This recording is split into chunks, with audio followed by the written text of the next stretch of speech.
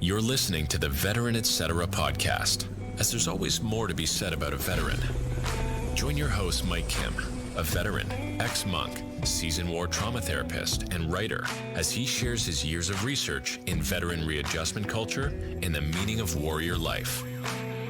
Now, here's your host, Mike Kim.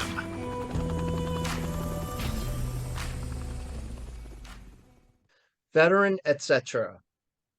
This is a show dedicated towards understanding veteran culture, but not just the artifacts, the different written material, the movies, the TV shows, but the conversations, the discourses, the things that are not in the New York Times or in the New York Post.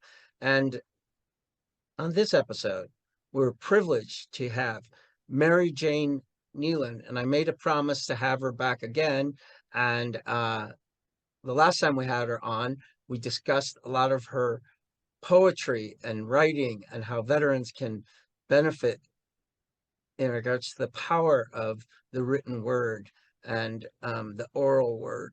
And yes, today we lean into the parallels that Mary Jane and I have in regards to working with the mentally ill and the homeless, especially in New York City, throughout the years, the different intersectionalities that have been created due to poverty and what has emerged throughout the years.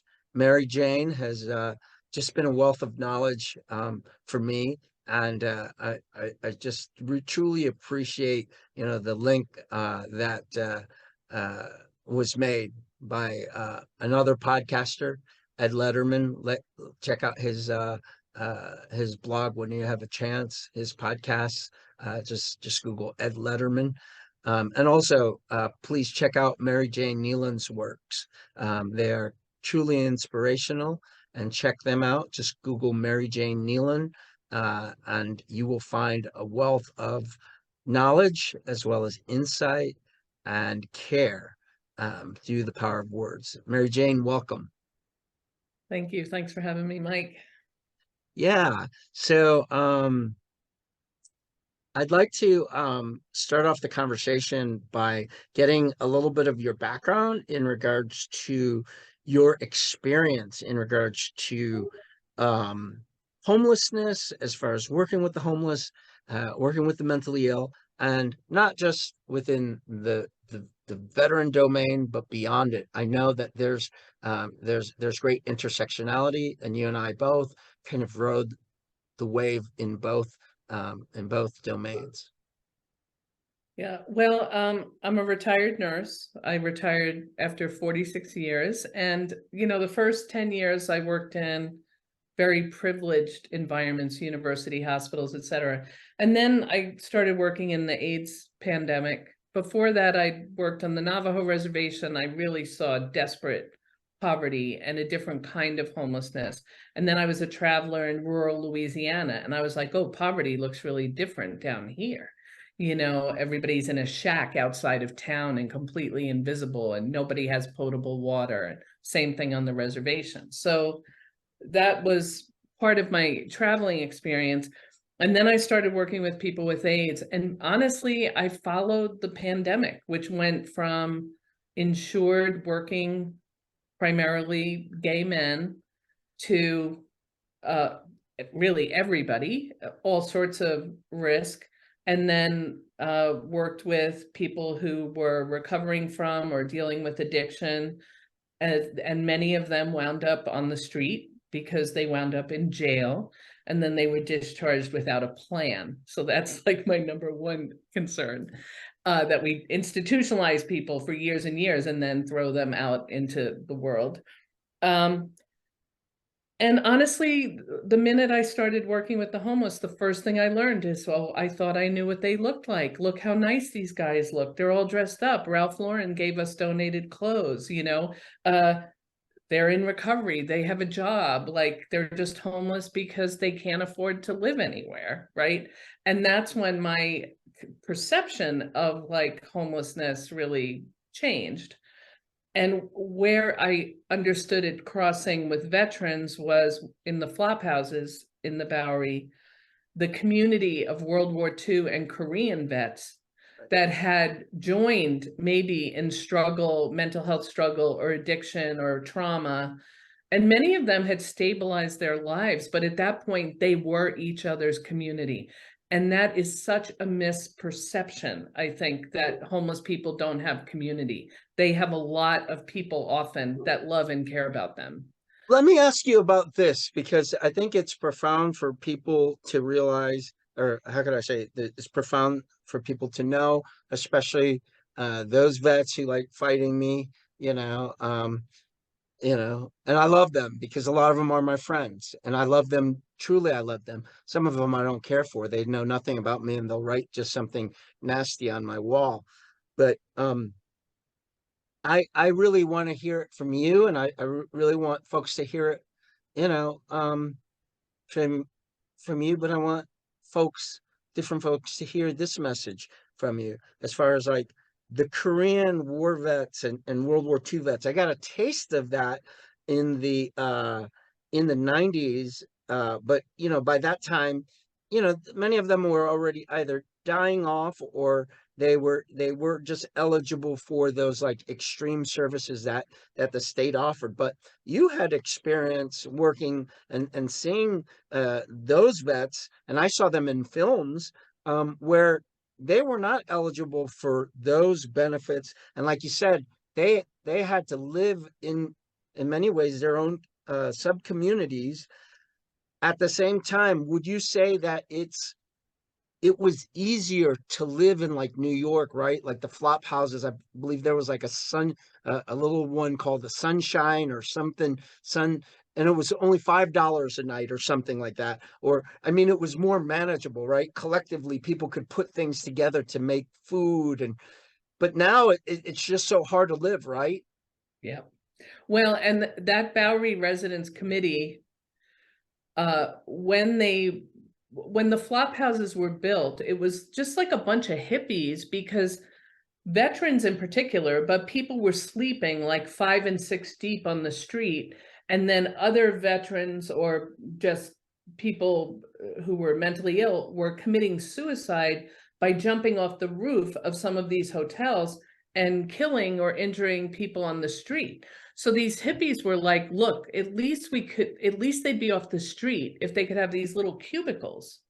And so the movement behind it was quite beautiful. Let's make this little, even though of course the cubicles themselves looked so terrible when I worked in there, like chicken coop wire and no real privacy and all of that. But when these guys they came in off the street. You mentioned this in that most recent veteran, et cetera, that I listened to, which is they were then spending their time in their environment, just like we were as workers, right? You're in this environment and you start to understand. Like, you can't understand until you see that you use the word intersectionality. So you would have like 5 people still addicted to alcohol or drugs, struggling. Then you'd have 5 that had been sober since 1960, and they weren't going to leave their brothers behind. So they stayed in those cubicles. I can't tell you how many times I tell somebody, I can get an apartment for you. They're like, I'm not leaving these guys. And they'd You run notice and those that were even sober, like yes, Mhm. they're like, this is my community. These are my people. These people are the reason I got sober. They were my community through that. So they would run and get each other food and they'd watch out for each other. And then all of those buildings got gentrified. And for the most part, it happened when those veterans had died off, right? And then what you had in the buildings at that time, where I'd have like 1 or 2 old guys left, were a lot of young, seriously mentally ill people that were then put on the street so they could be fancy condominium buildings, so I don't know. It just, there's the whole housing first model. You talk about that. You have to get people housed. They have to have shelter. It's a basic human need. Right, and I mentioned that to you because you remember the time. I learned it more from a great social worker legend who, during the 90s, you may have remembered St. Agnes Church and that shelter and Mhm. and then when corporate started merging with the state and city to like really create the Disneyland in Midtown, so it did improve some things in regards to housing. But you recognize this thing that happened, and I don't know, it's just hard for people to understand that folks without this type of housing first, they're out there on the street, they figure things out, but at the same time, if they have, like what you're saying, no plan, no place to go to check in, right? And that's where, and maybe you could say something about this. I know I'm just like all over the place, but I'm going back to the time of like Reagan, where he let the homeless out, right? From the institutions, at least the institutions, whether they were barbaric or not, at least they were holding facilities in many ways. And they had, some of them had plans for people. There was potential for that. And I guess that all of that was killed out with the death of Reagan's policies towards the mentally ill and the homeless, right? So Right. nobody was keeping tabs. No. And instead of saying the institutions are barbaric, let's fix them. Right. I mean, I said that Right, to right, somebody right, today, right, like, right, right. you know, And like I believe that people, even people who are seriously mentally ill, have rights, but still there's something compassionate sometimes about involuntary commitment, because you can make structure. When I worked at the shelter at 315 Bowery, a lot of these guys were like 35 years old. They had been criminalized since they were 12. They did something, and the system's like, you're a person of color, you're a criminal.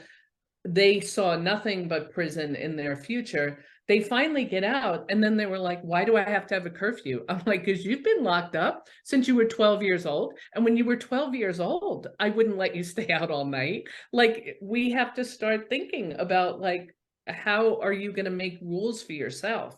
Like, you can make your own, but you have to be consciously thinking about structure as a way to live, community as a way to live.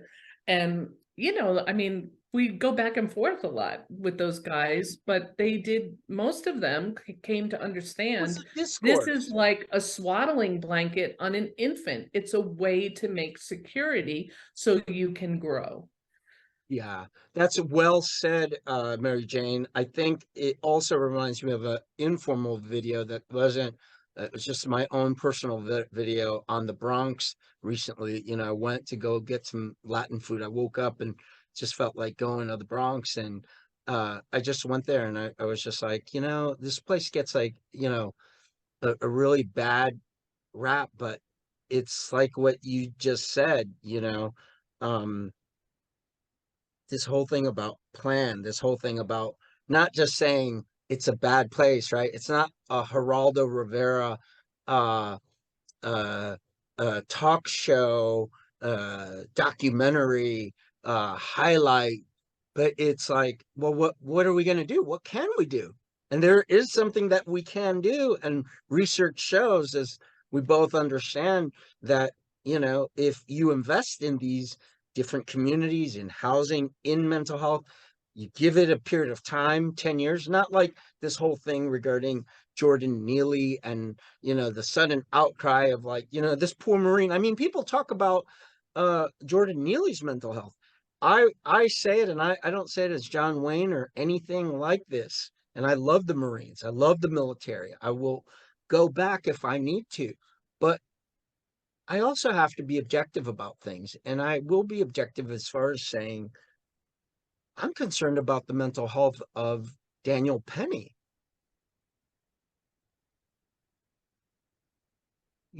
I'm concerned about a poor guy who You know, my empathy goes out to him because, you know, maybe it was shock for him because he came from, you know, a Long Island white, and I don't say this in any way to be racially divisive. It's just reality. You know, I worked out there. The best Vietnam vets in the world that I worked with were like these hardcore, you know, Bruce Springsteen, like, you know, Vietnam vets who would do everything for me, you know. But I must say that that isolated reality out there does breed a certain way of thinking. And this poor kid served in the Marine Corps, became a NCO, did the honorable thing, and then ends up going to school in New York City, you know, in the middle, you know, of all, you know, uh, this urban reality, and can't adapt to it. I'm concerned about his mental health. Yeah. So this was the argument I had today with, well, first I had it with my sister who just had knee surgery like 3 days ago. So she was like, don't make me responsible for anything. I was like, all right. But my other friend, you know, he's 100% Jordan Neely. Like, Jordan Neely did not deserve to die. I said, no, of course, absolutely not. But both Jordan Neely, in my opinion, my humble opinion, Jordan Neely and Daniel Penny are both victims of this culture where we've created all these caricatures because we don't know each other anymore, because we don't live in each other's spaces. And Jordan represented that idea of like the crazy homeless person that's going to push us in front of the subway train, that's going to stab somebody, that's going to, you know, all of which has happened by a very small number of people. And it has been headlines for a year and a half. What's happening in New York, blah, blah, blah. And then you have a kid who went to the Marines, and whatever his background, I mean, all I noticed in the first couple of days of articles, they weren't even saying his name. I'm like, what's his name? What's his name? Because they were just saying this Marine, this US Marine.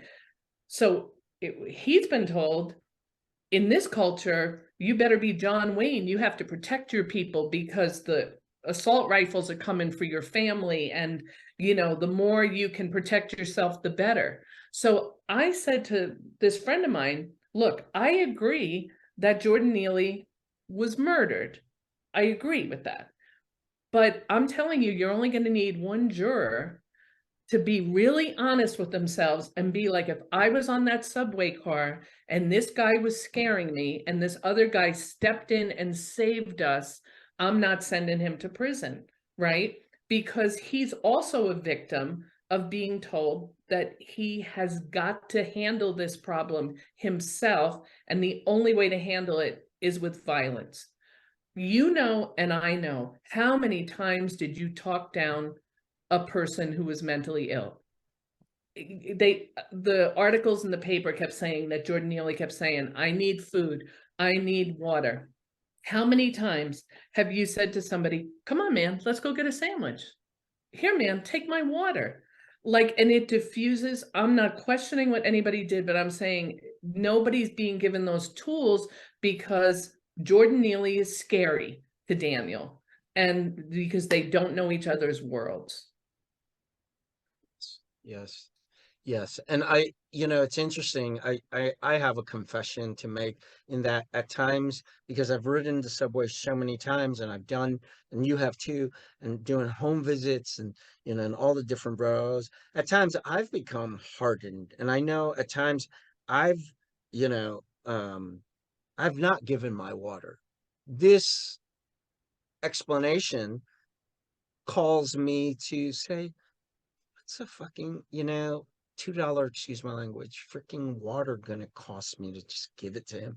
And by and large, as you know, with the mentally ill, it's a lot with objects, right? So, you know, making that transition, it can actually alter the mental illness reaction, because it shows some type of, you know, parental gifting that has not been present. You know, they're speaking in many ways in languages, you know, that we had to kind of like interpret, you know, by those type of Good Samaritan or caring acts, right? This is how like our communities can be created into. The Bronx could be more of like a caring act community, a strength-based community. And I was just wondering, your work, because you and I have both done the work, but you've done it longer.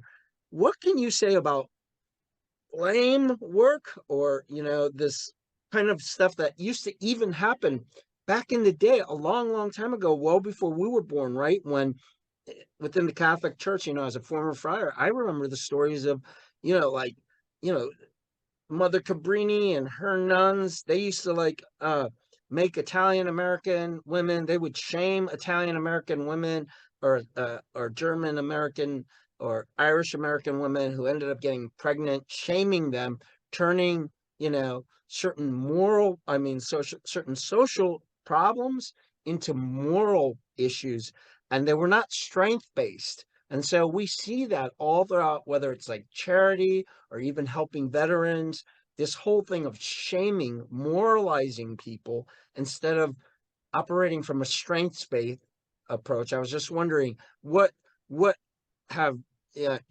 what have you seen that has worked, the moralizing or the strength-based work? Yeah, I don't think moralizing ever works. In fact, when you asked a question on one of your podcasts about like, are you the moral failure, right? Like, does a certain situation bring up that idea that like, I don't want to confront this because then I have to accept that I've accepted this and this is a failure of mine. The fact that this person is suffering. I completely believe that you give people the bare minimum, right? And they will thrive. Because first of all, they've already learned how to survive with nothing, which most of us have not, and um, I think whether it's permanent supportive housing or communal housing or a place with showers. There's a video that came on right after yours on YouTube of a veteran living in the VA parking lot in Los Angeles. And he's like, I'm so grateful. I'm so much better off than other homeless people because I have this safe place thanks to the VA where I can shower and do my laundry and feel like, he could go look for a job if he wanted to, right? But you have to give people a sense of dignity, like those videos where people cut people's hair or shave them or wash their hair. Like, it doesn't take a lot. When people say strength-based, I'm not suggesting they get a penthouse apartment for the next 4 years. They don't need that. They need a place to sleep where they're not going to be worried about being murdered, have their possessions stolen, or have rats biting them. So and with corporate office buildings empty all over the country because nobody wants to go, excuse the expression, to an effing office anymore, we have the space. But you can't tell people, I know I'm going on a tangent, but in my mind, to say to people, hey, don't worry about the assault rifles because, it's a mental health problem. And then, oh, by the way, let's cut all the mental health program money, which is what's happening everywhere. Now, if you said, it's not about the guns, it's about mental health. And then you open buildings all over the country like they did in Salt Lake City's Housing First, bought all the old hotels and turned them into studio apartments. Okay, then maybe I can work with you. Like, I still don't think we need an assault weapon on the street, but you know what? Okay, great, you're giving me this, I'll work with this. But you can't do both. You can't give guns and take away mental health support. I think when you said earlier about you said something about the homeless and not being able to kind of like you alluded to it, like not being able to thrive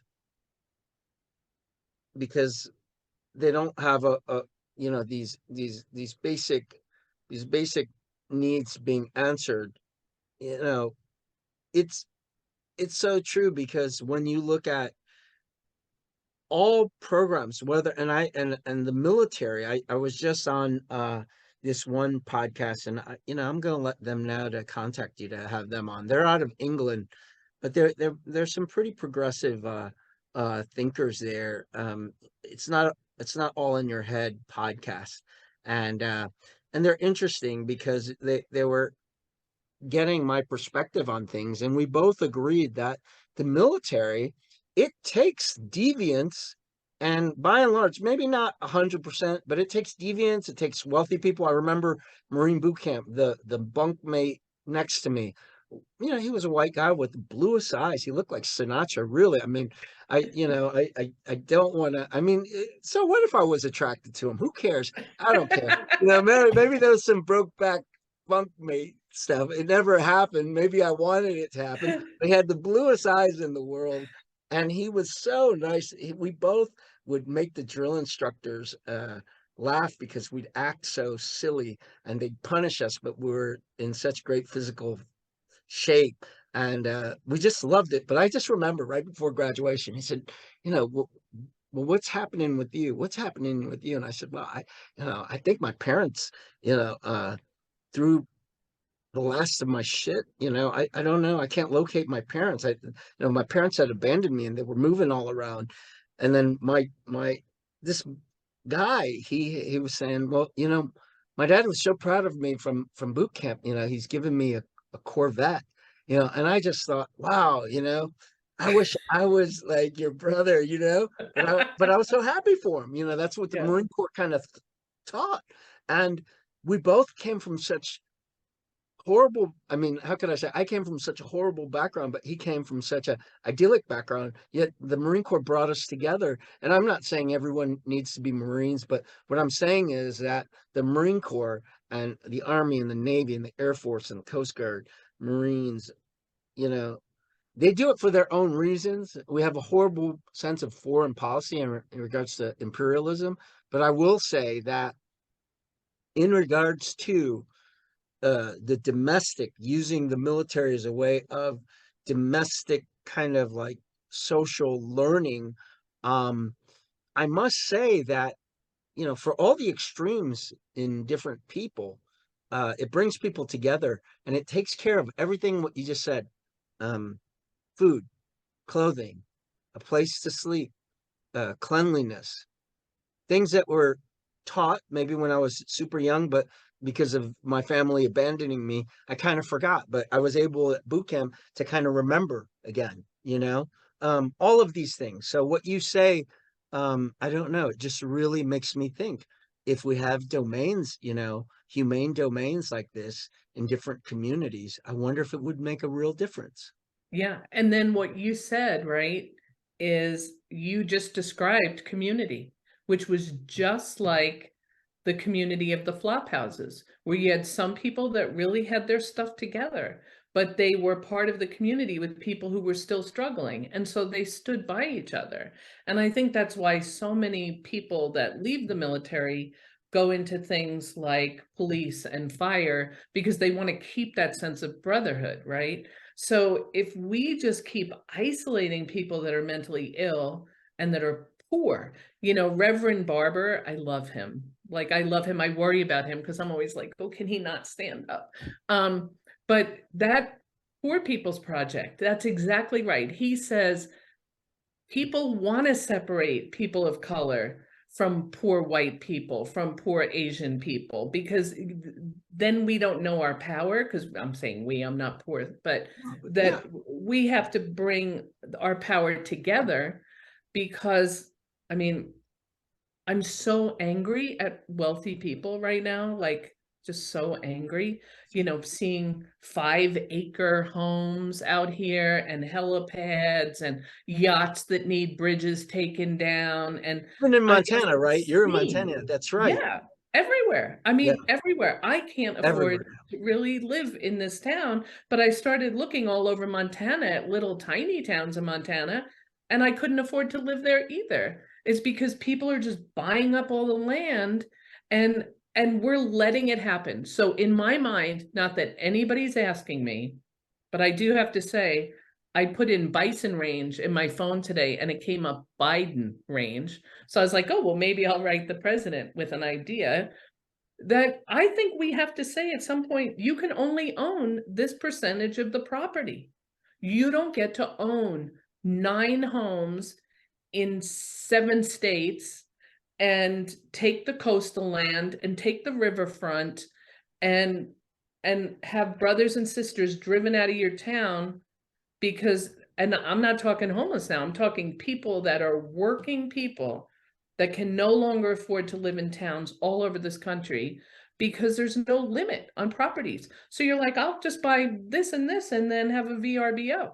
Like I was in a beautiful, beautiful VRBO with a very nice guy, but he owned that house, 3 or 4 million, the house next door, and a house down the street, and an apartment in New York. And who knows what else he owned. And he was like 40 years old. And I just was like, what do you use that other house for? And he's like, when we have company. And I'm sorry, like nobody needs it. Who needs it? Right. Yeah. And it's turning into, and I don't know what the argument is, but I know that it's this like modern type of feudalism that's existing. And when people say, oh, things that you and I talk about, oh, that's socialism. Well, it really isn't. It's more an issue of like equity in regards to, you couldn't do that back in the, our parents, it just wasn't in the culture. You just wouldn't, if you had that type of wealth, you kept it at a respectable kind of domain, because the pitchforks would be coming out, right? And That's right. I think even FDR, when he at first with New Deal programs, his advisor had said, because I think at first he was questioning the programs, and he said, well, you better do this, Mr. President, or else the pitchforks are going to be coming out. And he understood the message because of his place of privilege, and was able to set up all these policies that avoided the pitchforks. But not only that, it gave a certain sense of humanity to our society that allowed the rich to be rich, but it also allowed a middle class to exist, and it also lifted a lot of people out of poverty. Yeah. So there was a big, 2 blocks away from one of my apartments in Jersey City, right near where I grew up, there was a factory called the J.P. Lorillard factory. It was a big tobacco magnate that used to own. And so when my father was a little boy and desperately poor, what Mr. Lorillard would do was take shoes. He'd get new shoes in all sorts of sizes and just put them out on the loading dock, because all the poor kids in the neighborhood played stickball on that street. And my father said it was so dignified because they'd get to try them on, they'd get to pick the pair they wanted. Now, how much did that cost him? Nothing. But it took all the shame away that those kids had in being poor, right? Nobody needs to be removed from humanity. And that's what I feel like wealthy people are doing in this country. They're like, okay, I'm going to buy this land, and now I'm going to make sure you don't come fish in the river because I don't want you, common man, to be near me. Right. Right. We have to have a revolution. I don't know if I'm allowed to say that word. I know. I mean, I had a relative who was extremely wealthy, and even with my parents abandoning me, that you said everything about this dignity. In the past, the wealthy, he would just like have me, and he was also like he was an addict, and he went to all the top schools, like all the prep schools and everything. But because of his wealth, he could hide it. But Yeah. he always had dignity. The reason why I learned about Harlem and the Bronx is because we'd go there, and he'd go and give me the keys, and he's like, just tell him you know me, and really nice car. We're, he's going into shooting galleries, if you don't know, heroin, Yeah, sure. and he'd go in and out of these different houses. I didn't know what was going on. I was younger, but not to condone his behavior, but there was, like what you were saying, a connectedness still, that even, with his wealth and with the poverty where he was, scoring drugs, there was still like a connectedness. And I'm not condoning this at all, but what you're saying is something what Chris Hedges said about, I believe it was Durkheim who, I don't know if it was Durkheim, but a sociologist who spoke about veterans and suicide, that back in World War One, there was a high level of suicide post World War One. Even though the French had won the war and everything, but they lost the social bonds, right, of their unit and everything, and there was high levels of unemployment and poverty after World War One, even in France, and that created a high level of suicide. And uh, the sociologist mentioned this whole thing of enemy, this loss of social fabric, much like what you and I are talking about, the social loss of social ties. And I see that what you're saying about the wealthy and all that, loss of social ties. Yeah. And Michael Pollan, I think, has talked about like people's obsession with watching cooking shows, which, I do, everybody I know does. And he said it's because we're desperately craving the community of sitting around a campfire breaking bread together. And I believe that completely. I agree. I Yeah. agree.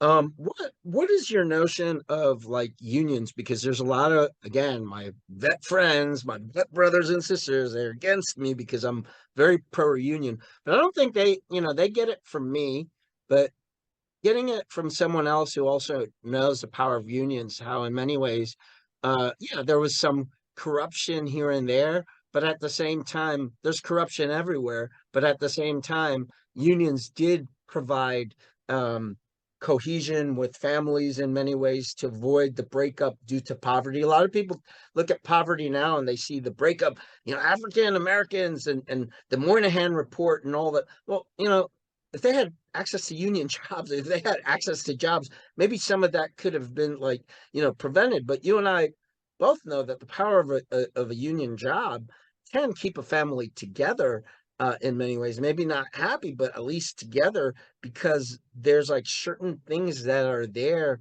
to keep a family together, like basic resources. Yeah. I mean, the reality of union, I've worked in union and non-union, and I completely believe in unions. As a manager, it can be really challenging because one employee who's like not doing their job can take 80% of your day, right? So there's challenges with unions, but the bottom line is the people who own the product, whatever that is, whether it's big corporate hospitals, big pharma, auto workers, whatever, they're not going to, out of the kindness of their heart, give you good health insurance. Yeah, there was a guy, when I lived in Cape Cod in the 90s, there was a big fire in a factory, a fabric making factory in textiles in New England. And the owner came out and said, I'm going to continue to pay every employee until the factory is rebuilt, which was like a year, because he said, I have more than enough money. Well, if every big business owner was like that, we'd have no problems, right? But that's not going to happen. So unions are a way for white people, Black people, Asian people, everyone to come together with one common goal. And that's what I'm saying about understanding your power. You have power. You don't think you do. And the corporate machine is made for you to feel your powerlessness. And this culture, I believe right now, wants people, the ordinary person, to feel powerless. So you start to think, what's wrong with me that I can't make it? Why am I not a billionaire? Why haven't I had the big idea? Instead of looking around and saying, why are all of us working 50 hours a week and we can't afford to buy a home or rent an apartment? That's a problem, right? So, I want the power to be taken back, and unions are the easiest way to do it. Yes.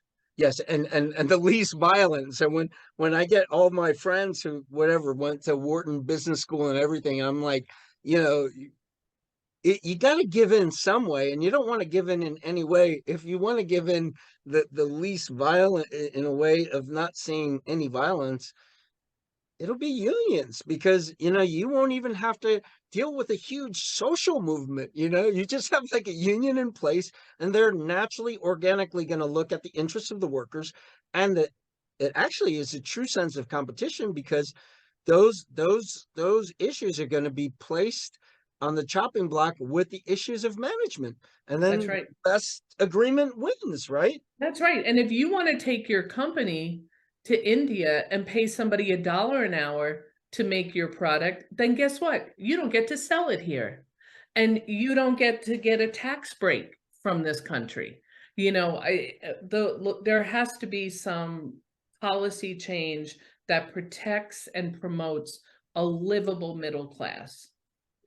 Yeah, yeah, and there's no doubt that I noticed it, and why maybe like military families, again, they may not make as much as regular families, but the stability of military life, I mean, it carries all kinds of problems. But what I noticed, at least, and I'd like to check out the studies, but I always found that the kids that, the military families, by and large, as compared to, if they were to live in regular society, there was just much more stability, because, the schools had better, funding, federal funding, especially if it was overseas. The housing was higher quality, there was more regulated, policies towards human beings who were under, uh, under the military realm. And these things avoided certain massive, you know, breakups of families, and just problems that, I notice that are so much more present nowadays in just regular society, because there isn't like that support. Yeah. And I mean, well, my old boyfriend was our Army Ranger, and I was not used to that kind of community. Like, just where I grew up, we had friends, but these people's wives would call and they'd say, "Are you going to come? The guys are coming home. Can you make cookies?" I'd be like, "What?" You know, it's my only day off. But you'd show up. Everybody would show up, and then people played rugby or did whatever they were going to do. So you had this like intense community around things that were challenging just day to day. You didn't handle anything by yourself. So yeah, so the housing first is like, if if there was a working middle class that had stable housing, you'd be less inclined to resent building housing first for people that are homeless, right? Some of that anger comes from like, my kid doesn't have a place to live. You want to give them a place to live, that kind of Yes. talk, right? It's because everybody's struggling, so they've got everybody going against each other. Yes, yes. And this level of this whole thing of the lack of housing, it, you know, there's no doubt that, like, even with families that, I come back to like the military families again, mental illness, housing, not having housing, and having mentally ill family members, that makes things even worse. And I don't think there are even, that many studies on that. I mean, Yeah. you and I have kind of recognized that, you know a safe place to live definitely is tied to the mindset a person will have in their day to day. And Mike, it's generational. And before I retired, I was working with this project that we were trying to build called KELP, the Kindness, Elegance, and Love Project. And it was to really intervene with kids that were going into foster care, because we found that almost every child going into foster care was the child of a parent who, when they were a child, went into foster care. And if you keep perpetuating this poverty and this sense of despair, you have people in despair giving birth, raising another generation of children in despair. At some point, you have to say, stop, we're going to give people hope, and we're going to be good humans to one another. It's not that complicated. We're going to feed one another. We're going to shelter one another. And then people want to work. They don't want to be like not contributing. It's funny that you say this because I told someone and it freaked people out, and I mean this in the bottom of my heart. I would and I think I don't want to speak for you, and you give me whatever you feel is your opinion on this, but I've told different people when they ask me about the work that I've done with veterans, and I said, if I knew and if I noticed that veteran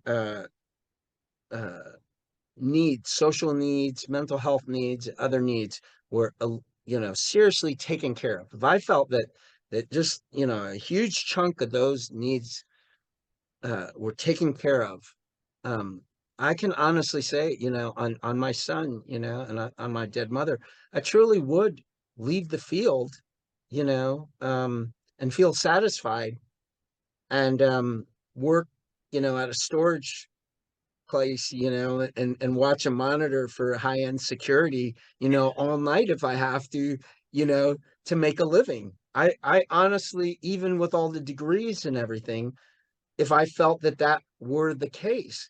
And so the reason why I said that is because some people feel as though, well, gosh, you've been able to get a good pension out of it. Yes, I have been, but I also lost my family in the middle of it. I was on call 24/7. I heard stories of war every day. I never got to really deal with my post-military war readjustment, and your life as well. Your life dedication towards towards towards your folks that you worked with to help. The thing is we put our dues. We're not asking for a medal, but I think we kept doing what we kept doing in such a passionate way because of the need. And I feel as though if that need were not present, if it weren't real, and also if we did not see miracles as far as hope, as far as recovery, as far as care, as far as the fruits of all that, for me as a Christian, the gospel, if I didn't see that every day on some level in that environment, we wouldn't have chosen this field. I wouldn't have stayed in the field. I would have gone into something else. And hell, I probably would have, I was asked to work at a hedge fund when they first came out, So, I mean, I'm going on and on, but I'm just trying to tell people, we're not part of this professional, what they call the professional managerial class, these PMC that purposely pursue these careers to either gain a position to keep the foster care system going, or keep homelessness going, or to keep high accountability towards welfare at work people, to keep boots on people's necks. That's not our job. That wasn't our intention. There are those who have used these jobs these treasure jobs, these holy jobs, these sanctified jobs, to create this professional managerial class, as I forget her name, I think Catherine Lee calls it the PMC, but within even nonprofits, social service, governmental service, healthcare, administration, to actually keep people down and to make their own type of like nest eggs. Yeah, no, nothing. I mean, I wanted to be a poet. Nothing made me happier. But when I was the director of innovation at my last job, for the job I had for like almost 20 years, people would say, don't you have enough to do? I'd be like, oh my God, but I just saw this new problem. So the thing with the foster care, I wanted us to ask every patient coming in, have you ever been a part of the foster care system? So we could intervene with them before they even got pregnant. They could think about parenting. And there was so much resistance. And then I finally retired and I was like, well, you can't get it all done. You can't get it done. And 2 years later, I go back for my annual visit with my doctor and I'm filling out the form and it said, "Have you ever been a part of the foster care system?"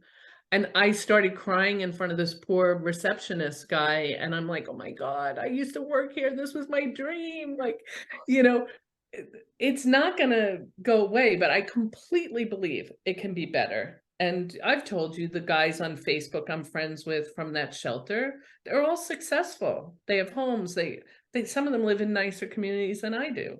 You know, they got really basic support to do that. So. Yeah. And so our conclusion is the plan, I think in many ways, whether, a lot of people, they talk about, oh, the parallels between the incarcerated and veterans in regards to homelessness and all this. Yes, but really it comes down to what Mary Jane mentioned, the plan. In many ways, plans throughout the day is what brings a human being to some meaning. And whether you're incarcerated or you're with proper health care, administrators, clinicians, or you're in the military, if you have plans, I'm not saying they're always the greatest plans, but if you have plans, they usually help structure the human being, and that can be helpful. And when you take someone out of society, outside of those plans, and this isn't in any way to encourage the military industrial complex or the healthcare industrial complex or the prison industrial complex, but we're pointing out this whole thing of why not, helpful domains where, wellness plans are truly instituted for the care of human beings. All that being said, that's like something where, I think you and I really come together on so many things, but if there's just something that I see that we come together on is that. Any last words and any other things that you notice that we really come together or that we didn't mention that I think would be really helpful for our audience in regards to understanding the problems of homelessness? I think the only thing that echoes for me is your statement from your last podcast, which was spend time in their environments. And I agree that under some religious organizations and some charities, negative things have happened, but a lot of positive things have happened too. And when you're among people, they have a chance to trust you. You can hear from them what they need so that you don't impose your own stuff on them. Maybe they don't need what you think they need, but you can get to know them and you can help to provide it. So breaking down these walls in our communities, like, I don't know how we do it, that we spend more time together. Right. Yeah, no doubt. So, can you help folks know if they want to get in contact with any of your literature, different things like that? I know you have like a lot of great stuff coming out. Can you share that? Yeah, I mean, you said it, like, really, if you just Google my name, like, it links to lots of things. And my website is mjnealon.com because somebody took Mary Jane, of course. But yeah, I mean, everything's linked in there. And my website has my email, and I get lots of emails from people, and I'm happy I respond to everything. Fantastic. Thank you Yeah. for joining us. I'd like to have you again for more discussions. You always, you always make me think more. You always make me think deeper. And I really appreciate that, Well, you too, Mike. I watch a lot of your roaming around the city conversations. Yeah. Thank you. Yeah. Thank you very much. Yeah. Thanks. All And right. until next time, Okay. Mary Jane Nealon. Take care. Thank Take you. care. Thanks. Bye. Veteran Etc. invites you to join us again with your host, Mike Kim, every Sunday. If the content from this podcast is informative to you, please share the podcast with others. Give a like and/or post something you learned from the episode on social media. If interested in other truly informative podcasts like Veteran Etc., check out cominghomewell.com for a listing of other veteran-based podcasts. Thank you for tuning in.